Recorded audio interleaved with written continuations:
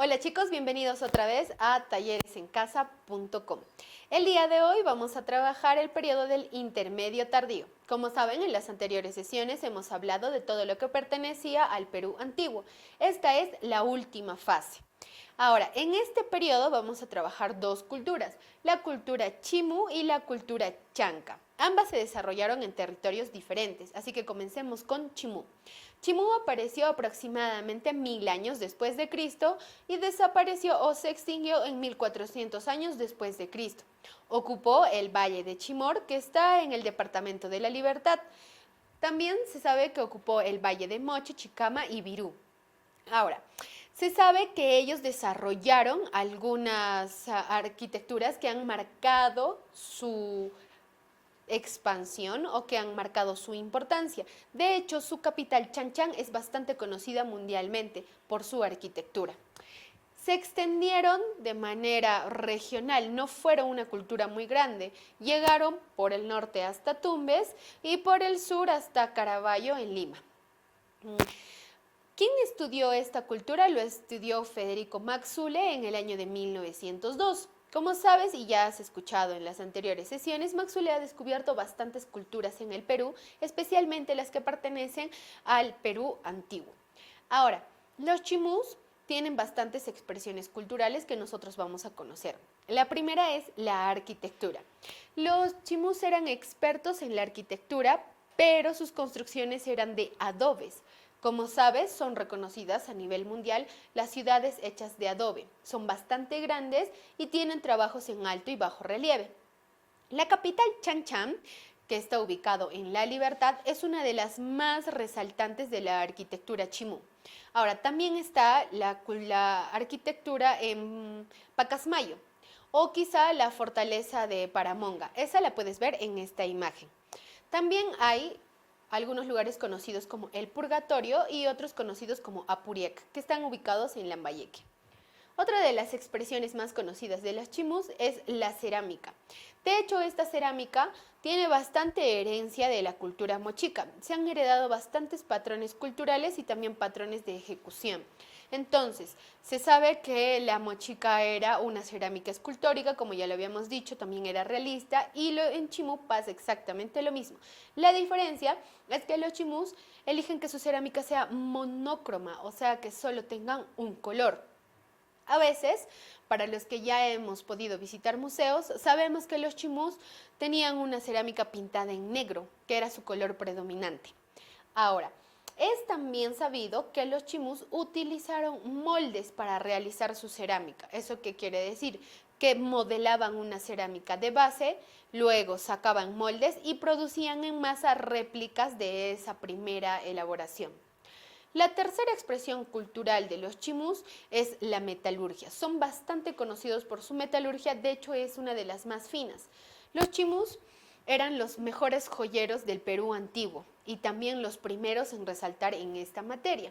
Se sabe que los lambayecanos les heredaron un poco de su tecnología y así ellos pudieron desarrollar más la metalurgia.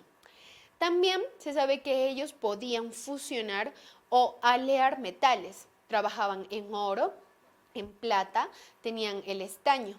Ellos podían alear estos metales. Ahora, ¿qué técnicas dominaban ellos para trabajar los metales? Bueno, ellos tenían la técnica del martilleo, que consiste en agarrar una placa de metal y golpearlo hasta lograr una lámina. Luego también sabemos que utilizaban la soldadura, que implica calentar un metal hasta cierta altura en la que pueda volverse semilíquida y ensamblarse con otros metales. También utilizaron el laminado, que significa que agarraban láminas delgadas y las colocaban sobre superficies para ir forrando toda una. Ahora, utilizaban el enchapado, que también es bastante común ahora. El enchapado consistía en agarrar láminas pequeñas e ir forrando superficies que usualmente también estaban talladas. Sabemos que eran buenos con las fundiciones, de hecho eran los mejores fundiendo metales en todo el Perú hasta esa época. Dentro de esta expresión cultural, ellos también realizaron algunos objetos de uso o de rito. Por ejemplo, sabemos que hacían cuchillos o los tumis. También realizaron vasos ceremoniales, utilizaron recipientes o realizaron recipientes ceremoniales, también utilizaron o realizaron máscaras de carácter sacerdotal o con fines funerarios. También se sabe que en su metalurgia, en lo que tenía que ver con adornos o con joyería, ellos incluían piedras preciosas, las incrustaban de tal forma que enriquecían la belleza de su orfebrería. Respecto a Chimú, en sus expresiones culturales, se sabe que por lo que más trascendieron a nivel mundial es su arquitectura en barro y su orfebrería de alta calidad. Ahora, vamos a hablar un poco de su caída. Cuando Chimú empieza a llegar a su etapa de declive o a su etapa de caída, se sabe que fueron los incas los que los conquistaron. Entonces, ¿qué pasó? Su último rey, llamado Minchancamán, fue derrotado por Tupac Inca Yupanqui.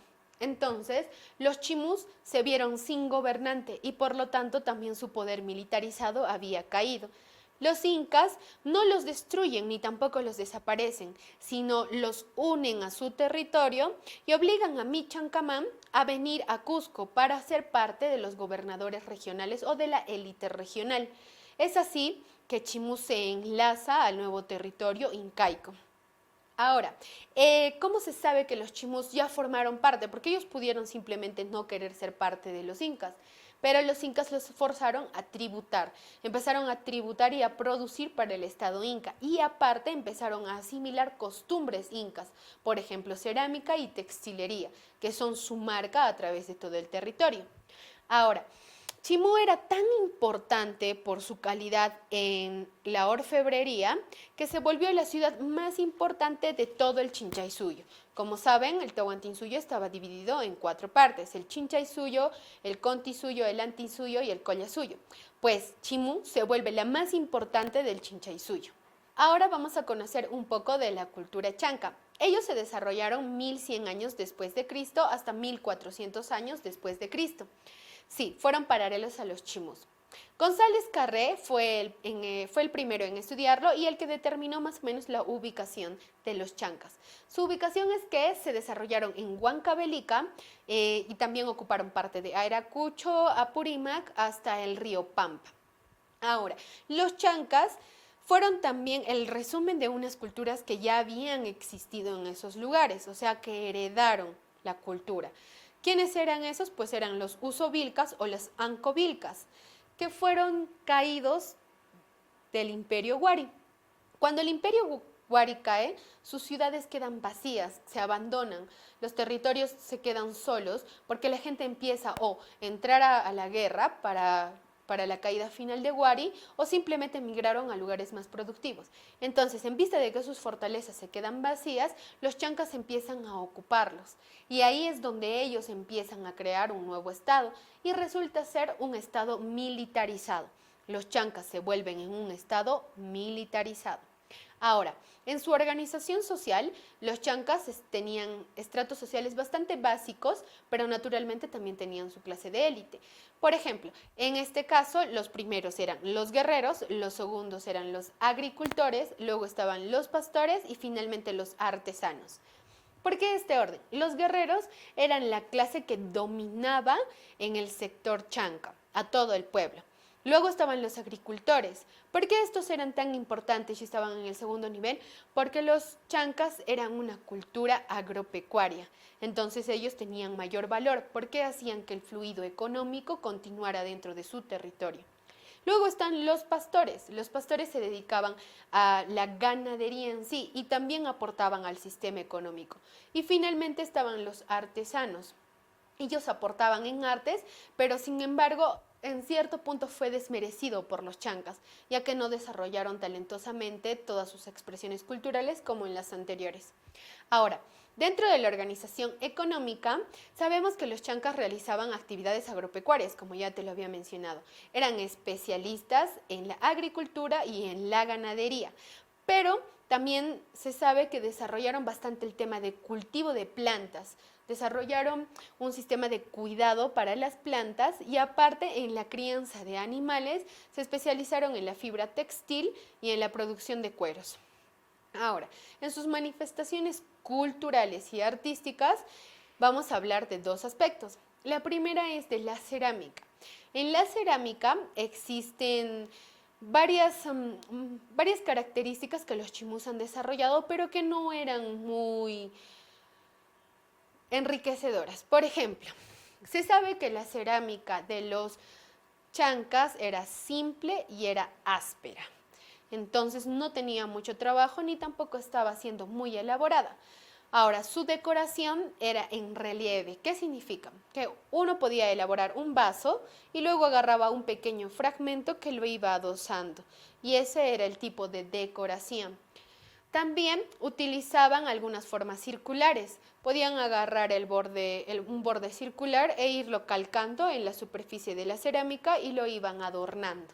Ahora, ¿qué producían en la cerámica? Pues ellos producían platos que eran bastante abiertos, bastante extendidos, y también producían cántaros que ya también tenían cuellos muy pequeños o cuellos muy angostos, quizá con la intención de no desperdiciar el líquido que trasladaban.